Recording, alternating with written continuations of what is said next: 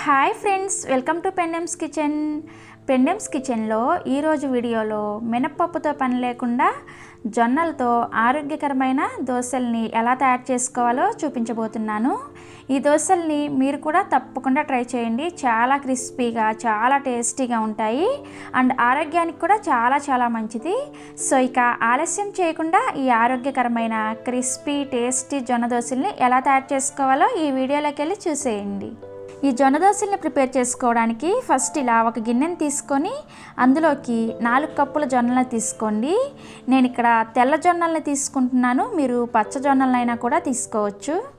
So ఇలా 4 కప్పుల జొన్నల్ని గిన్నెలోకి వేసుకున్న తర్వాత మీరు ఏ కప్పుతో అయితే జొన్నల్ని తీసుకున్నారో అదే కప్పుతో 1 కప్పు కందిపప్పును వేసుకోండి. సో ఇలా కందిపప్పును కూడా వేసుకున్న తర్వాత ఇప్పుడు ఇందులో 1 కప్పు బియ్యాన్ని వేసుకోండి.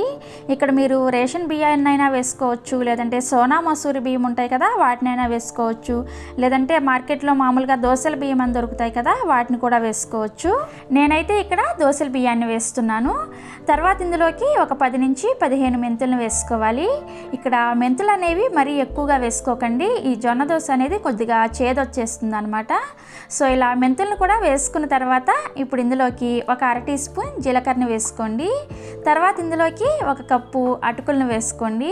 ఇక్కడ నేను మందపాటి అటుకులను వేస్తున్నాను, మీరు కావాలంటే పల్చటి అటుకులనైనా వేసుకోవచ్చు. సో ఇలా అన్ని పప్పులు కూడా వేసుకున్న తర్వాత ఇప్పుడు వీటిని 2-3 సార్లు శుభ్రంగా కడిగి మరలా తిరిగి ఇందులోకి ఈ పప్పులన్నీ కూడా మునిగే వరకు కూడా నీళ్ళను పోసుకొని ఒక 8 నుంచి 9 గంటల పాటు నానబెట్టుకోవాలి. జొన్నలు అనేవి నానాలంటే కొద్దిగా టైం అనేది ఎక్కువే పడుతుంది. సో ఇక్కడైతే నేను ఉదయాన్నే ఈ పప్పులు నానబెట్టేసుకొని నైట్ మీకు చూపిస్తున్నాను చూడండి. మనకి జొన్నలు అనేవి ఈ విధంగా చక్కగా నానిపోయాయి. ఇక్కడ మీరు ఇలా ఒక జొన్నని తీసుకొని చేతి గోరుతో ఇలా నొక్కి చూసారంటే అది మనకి ఈజీగా బ్రేక్ అవ్వాలన్నమాట. అప్పుడే మనకి జొన్నలు అనేవి కరెక్ట్గా నానిపోయాయని అర్థం.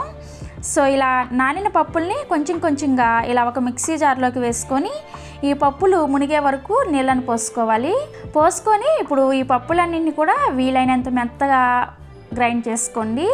సో ఇక్కడ నేను మీకు పప్పుల్ని గ్రైండ్ చేసిన తర్వాత చూపిస్తున్నాను చూడండి, ఈ విధంగా ఉండాలన్నమాట. పిండి అనేది మనం రెగ్యులర్గా దోశ పిండికి ఎలా అయితే గ్రైండ్ చేసుకుంటామో అలా ఉండాలి. గ్రైండ్ చేసేటప్పుడే చూసుకుంటూ అవసరమైతే కొద్దిగా వాటర్ని వేసుకొని ఇలా పిండిని గ్రైండ్ చేసుకోండి. కన్సిస్టెన్సీ అనేది చాలా ఇంపార్టెంట్ అనమాట. మనము గ్రైండ్ చేసిన తర్వాత కనుక వాటర్ని వేసుకొని పిండిని కలుపుకున్నామంటే దోశ అనేది అంత క్రిస్పీగా రాదనమాట. సో అందుకని గ్రైండ్ చేసుకునేటప్పుడే చూసుకొని అవసరమైతే కొద్దిగా వాటర్ని వేసుకోండి. పిండిని ఈ కన్సిస్టెన్సీ వచ్చే వరకు రెడీ చేసుకోవాలి. సో ఇక్కడ నేను మీకు పిండి అంతా కూడా గ్రైండ్ చేసిన తర్వాత చూపిస్తున్నాను చూడండి, ఈ విధంగా గ్రైండ్ చేసుకోండి. ఇలా గ్రైండ్ చేసుకున్న తర్వాత ఇప్పుడు ఇందులోకి మీ రుచికి సరిపడా ఉప్పును వేసుకోండి. ఇక్కడ నేనైతే 1 టీ స్పూన్ వరకు వేస్తున్నాను. వేసుకొని పిండిని ఈ ఉప్పు అంతా కూడా చక్కగా కలిసేటట్లుగా కలిపేసుకోవాలి. సో ఇలా కలుపుకున్న తర్వాత ఈ పిండితో మనం అప్పటికప్పుడు దోశలను వేసేసుకోవచ్చు. చాలా టేస్టీగా, చాలా క్రిస్పీగా వస్తాయి. లేదు అంటే మీరు ఈ పిండిని నైట్ అంతా కూడా పక్కన పెట్టేసి పిండిని పొలై పెట్టుకున్న తర్వాత నెక్స్ట్ డే ఉదయాన్నే కూడా దోశలను వేసుకోవచ్చు. అలా కూడా చేసుకోవచ్చు మీరు కావాలంటే. సో ఇక్కడ నేనైతే అప్పటికప్పుడే దోశలను వేసేస్తున్నాను. దోశలు వేసుకోవడానికి ముందుగా స్టవ్ ఆన్ చేసి ఇలా ఒక దోశల పెనం పెట్టుకొని పెనాన్ని కొద్దిగా వేడి చేసుకోవాలి.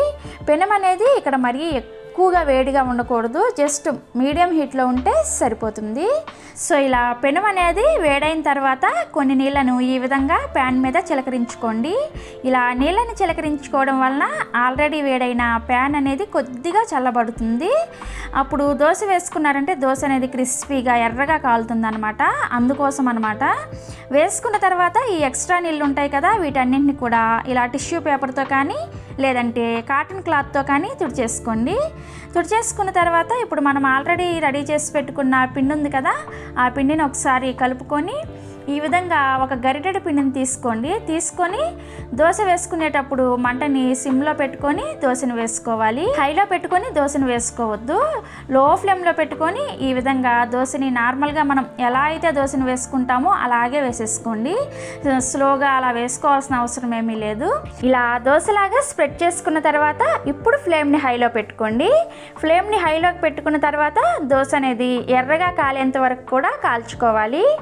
ఈ విధంగా దోశ పైన పిండి అనేది కొద్దిగా ఉడికిన తర్వాత దీని మీద 1 టీ స్పూన్ అంతా నూనెను వేసుకోండి.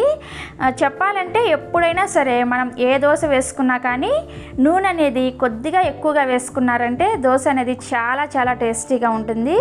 మీ ఇష్టం, మీరు కావాలంటే కొద్దిగా తగ్గించి కూడా వేసుకోవచ్చు. నూనె వేసుకున్న తర్వాత ఈ మంట అనేది ఈవెన్గా అన్ని వైపులు కూడా ఈవెన్గా వస్తే పర్వాలేదు. ఒకవేళ రావట్లేదు అని అంటే ప్యాన్ని ఈ విధంగా అటు ఇటు తిప్పుకుంటూ కాల్చుకున్నారంటే అన్ని వైపులు కూడా దోశ ఈవెన్గా కాలుతుంది అండ్ బాగా క్రిస్పీగా కూడా అవుతుంది అనమాట. సో ఇక్కడ నేను మీకు దోశ అంతా కూడా చక్కగా ఎర్రగా క్రిస్పీగా కాలిన తర్వాత చూపిస్తున్నాను చూడండి. ఇలా కాల్చుకోవాలి. ఇలా కాల్చుకున్న తర్వాత ఈ విధంగా ఫోల్డ్ చేసేసుకొని మీకు నచ్చిన ఏ చట్నీతో అయినా సరే సర్వ్ చేసుకోవచ్చు. చాలా అంటే చాలా టేస్టీగా ఉంటుంది ఫ్రెండ్స్. ఆరోగ్యానికి చాలా మంచిది ఈ దోశ అనేది. సో తప్పకుండా మీరు కూడా ఒకసారి ట్రై చేసి చూడండి. ట్రై చేసిన తర్వాత మీకు ఎలా వచ్చిందో కూడా కింద కామెంట్ సెక్షన్లో కామెంట్స్ చేసి చెప్పండి. అలాగే ఈ వీడియో కనుక మీకు నచ్చినట్లయితే ఈ వీడియోని లైక్ చేయండి. అలాగే ఈ వీడియోని మీ ఫ్రెండ్స్కి, రిలేటివ్స్కి కూడా షేర్ చేయండి. మరిన్ని ఎమ్మీ అండ్ టేస్టీ రెసిపీస్ కోసం పెండెమ్స్ కిచెన్ని సబ్స్క్రైబ్ చేసుకోండి అండ్ పక్కనే వచ్చిన గంట సింబల్ని కూడా నొక్కండి. Thanks for watching.